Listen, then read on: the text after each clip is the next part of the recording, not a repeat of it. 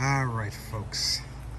I'm getting ready to dump some house compost in these piles here. This is pile one that's already done. We are still rocking in very high heat, of course. Again, that's over 3 months, easily over 3 months of heat in the orange there, or the red, 130 to 160. Okay, now we're back at pile two, which we're working on now, which we'll be adding this material to. And as you can see, we're up there nice and hot. This pile right here is going to be sawdust only. This one here was minced cardboard and newspaper, but mostly minced cardboard. So again, these awesome machines, 2.5 by 2 by 3 feet high, almost getting commercial grade composting going here when we get the heat going that long. So I worry not with everything we put in here. And if you look at some of this material, it's everything. There's meat, there's shrimp tails, there's, you name it, it's in here. So let's add it to this pile. I'll show you how I fluff and add it to this pile here. And no doubt by tomorrow it'll go down. This temperature will probably go down to in the 120 area, and then tomorrow it'll go right back up again. It's similar to stoking a fire. Okay, let's put this material in here. All right, let me get my gloves on. I don't know if anybody else has this problem that I have, but I always seem to misplace one or the other glove. I either have all rights and all my lefts are missing, or something like that. Okay, let's take the thermometer out. Rubber band from our tire works very well. We had a lot of rain, so it's going to be interesting to see what it looks like in here. Lots and lots of rain.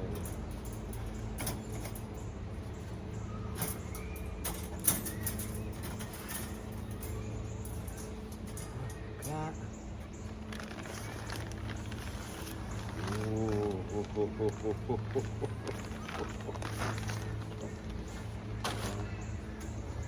Nice and hot. Wow.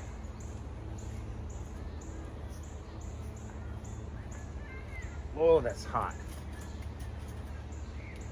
And it smells doesn't smell too bad. I'm kind of liking this sawdust because of carbon.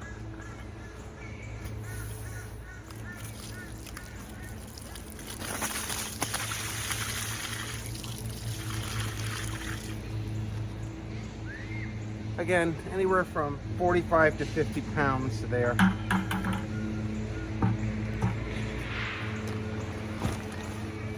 Right? 40 to 45 to 50 pounds or so, give or take. Or we stop from going to the landfill.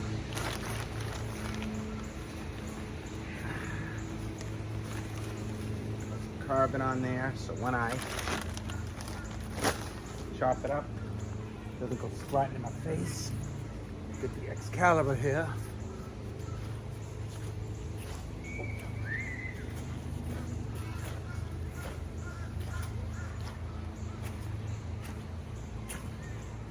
Get my other chopper.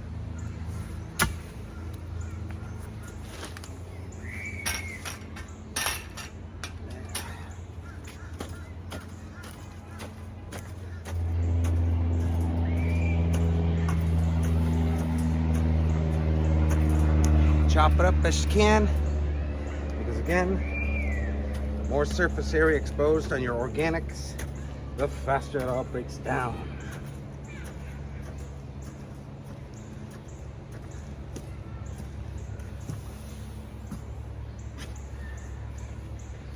Again, this pile I think is 2 weeks old, and we still got a lot of more dumping to go in here. It looks like it's halfway full. It kind of is halfway full, but it'll go down.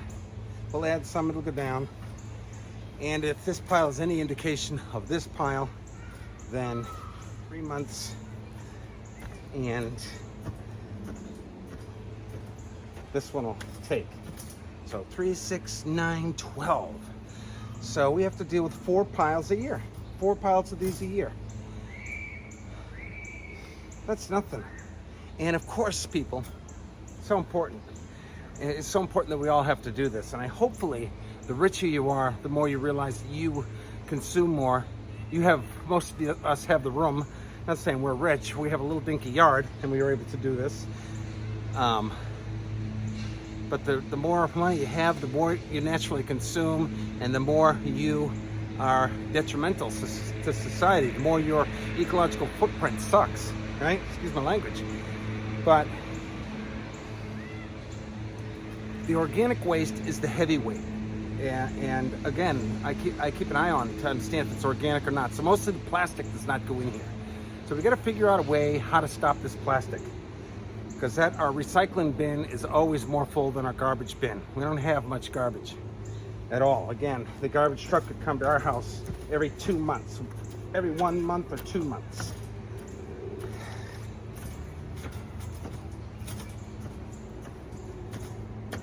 So chop it up.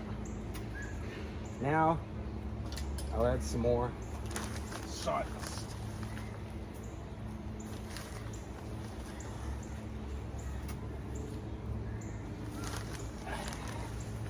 Always cover with a carbon. This will greatly reduce the smell, and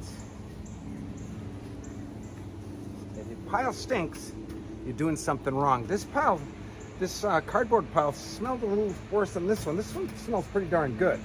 You can hardly smell it.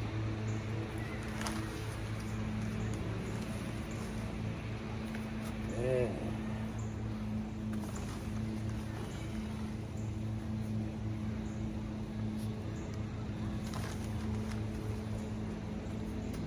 Yeah, like that. Now, I'll add some holes.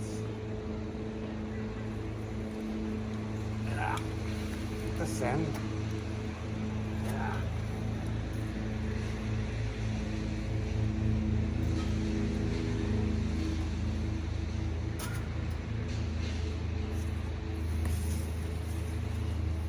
I got a branch right above here I gotta take down. Very much of a nuisance.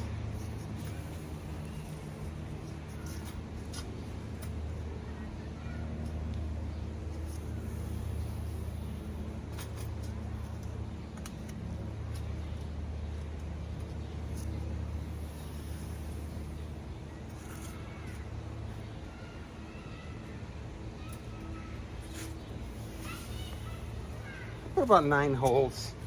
Sometimes I have a littler bar where I'll put a ton of holes. Maybe I'll break that one out too and do a bunch of little ones around it. And of course, you know it's getting air because of this very high heat. So it's not anaerobic, it's aerobic. And that's important because we don't want to be creating methane.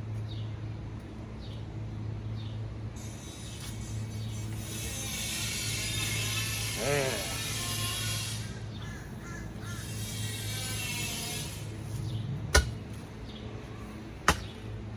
Get the little one. I use this one sometime to get little holes.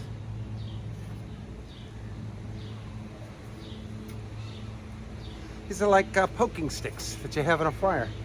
They're definitely attributed to like stoking a fire.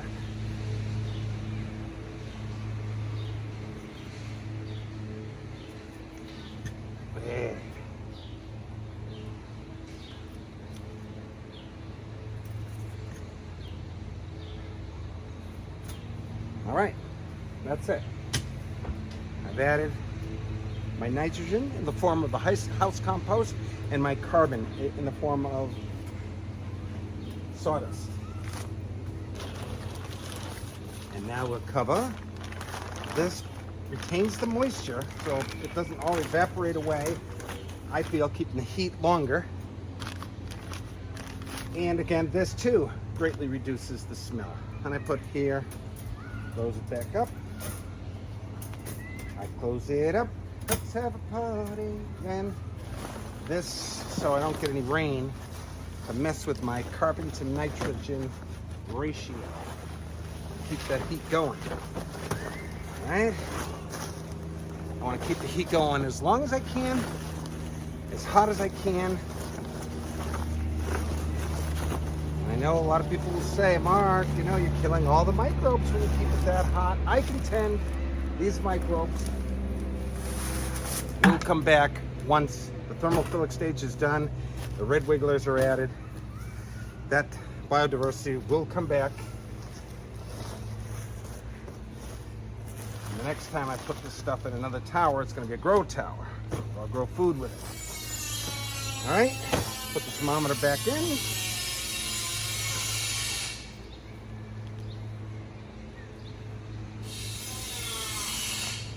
I can see how hot that gets, and that's pretty much it. We're at 10 minutes. Wow. All right, let's fluff up this other pile here. You wanna show you how I get that going? This pile here will fluff up. I'll put this tripod on here like that, and now we'll fluff up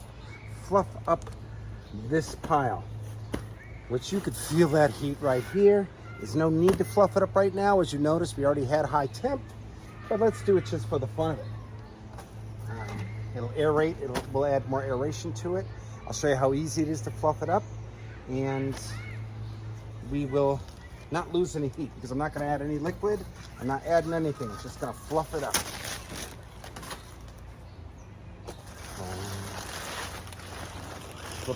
Okay.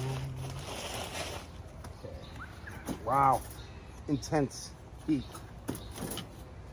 Exciting. Man, God and nature working together to break down our organics. It's such an exciting thing. I wish I would have learned this a long time ago.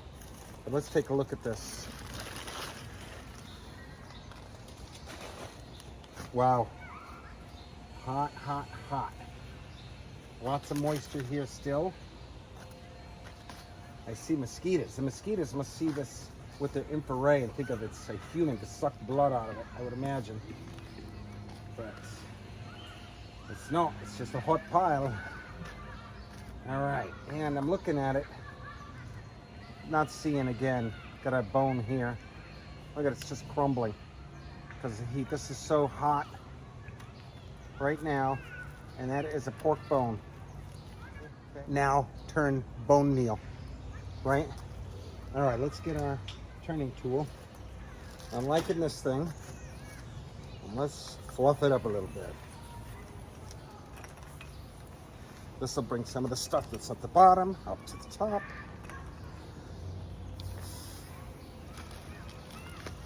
You know, the thought was when you're done this one and you work on this one rests, but I work this one too still. Try to keep the heat again as hot and as long. When the heat dies down on this one, then we'll show you what we do with it next.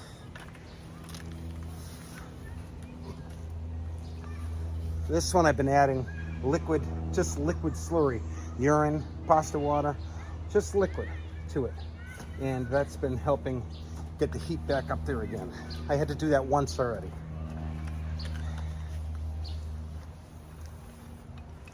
Because the pile with all that heat does eventually dry out. You know, the plastic on top does retain it for a longer period of time, but eventually it dries out. And if you want to keep it going, like I do,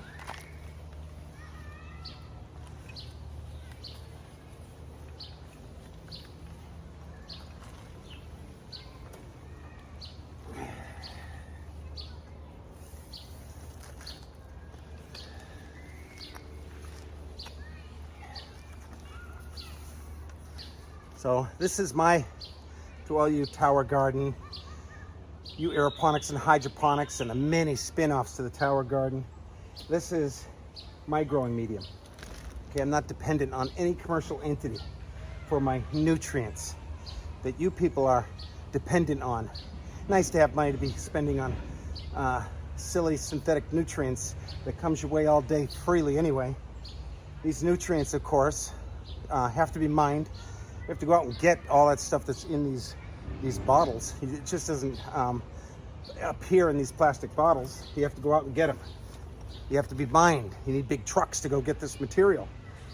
So most of you people who are doing the tower garden have no clue how to compost. And they work, don't get me wrong, they work fine enough. I certainly would eat the food from them, but it's not sustainable. You're not doing your part. You think you are just because you're growing healthy vegetables, as Tim Blanks will say. Tim Blanks, literally, when he talks about his tower garden, and I know he's got to sell his stuff, he'll dog soil subliminally. While he talks, he'll talk about dirty soil and how his kids like to have a clean system to grow, like his tower garden. That, of course, he did not invent. That's something, another myth. Tim Blanks did not invent the tower garden. Who the heck did? I'll put the name of the person who actually did. Tim Blanks bought the patent to it from this guy. But anyway, I got to get my aeroponics, hydroponics digs in there.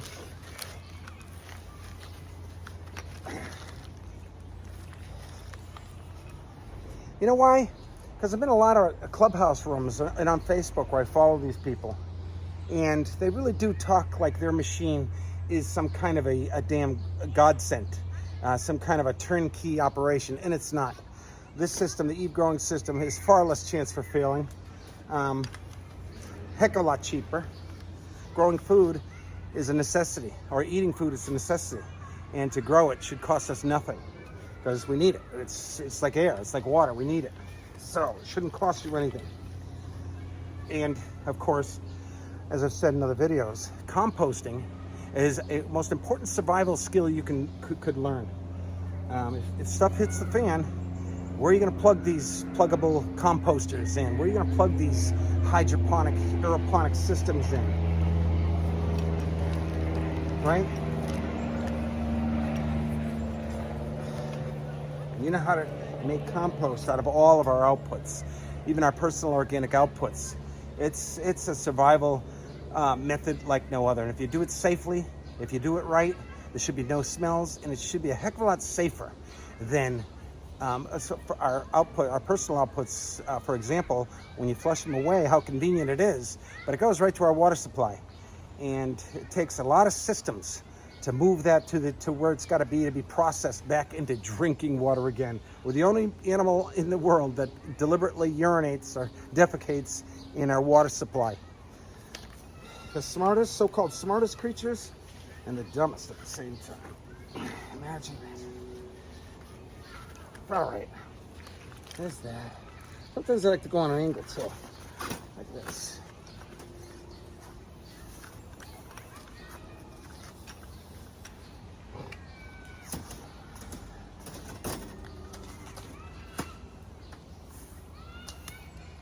Oh, why that's so hard?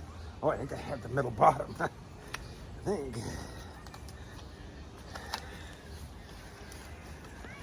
Now, pinpoint composting, I like to call this, because it's such a little dinky grid. And you can kind of get a sense how the heat is in the middle at 160, 140, and usually it's 130 to 120 to 30 on the side. And now, this stuff is all being moved into the middle and all around. So, that's that. Put that there. Now, cover.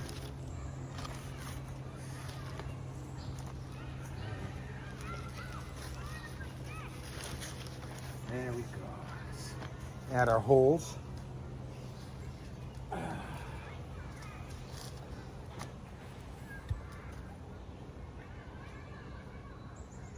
You know, these Johnson Sioux, another thought, Johnson Sioux, they put these big plastic things in. I don't get why they do that when you could just poke a hole like that and that'll remain. Again, Johnson Sioux people, as smart as they are, they're not looking for that long, very hot, long-lasting heat. They're not looking for that. They can care less if they get a 130 for 2 days.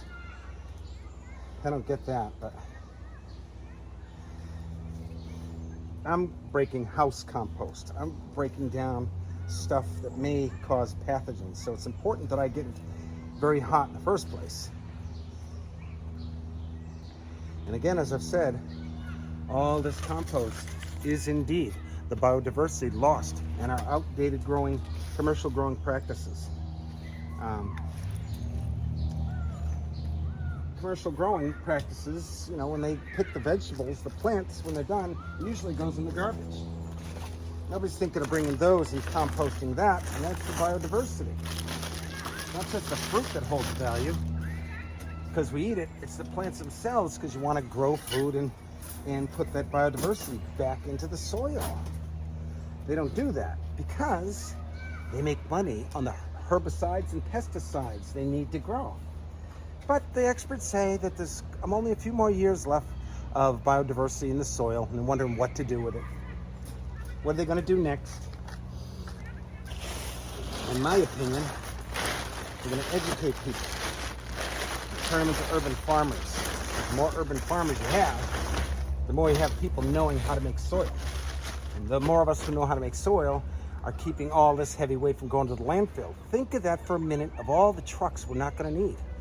All this wasted energy for doing the wrong thing. And we're doing it not because we're stupid, because people know.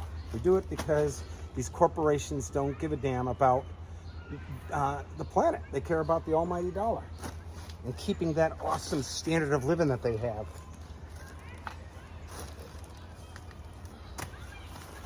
Seems like a scam, and there's probably money to be made on telling us all, oh, the planet's heating up, we gotta do this, we gotta do that. All right, blah, blah, blah. Let me put this temperature thing in, thermometer in, see if I lost anything. I know I didn't. I'll snap a picture of both these to show you the temperatures, and that's all I have. Remember, everybody, we're going to save this planet one urban farmer at a time, and we all have to do our part. It took each and every one of us to get into this nasty mess we're in. It's going to take us all to get out of it. My name is Mark with Eve Growing. God bless. Over and out. All right, so the next day, of course, pile 1 was right back up to 160, and pile 2, as predicted, went to 120. In a few more days, it'll be up to 150, 160. Folks, each and every one of us has to learn the art of making soil as if our lives depend on it, because in all reality, it does.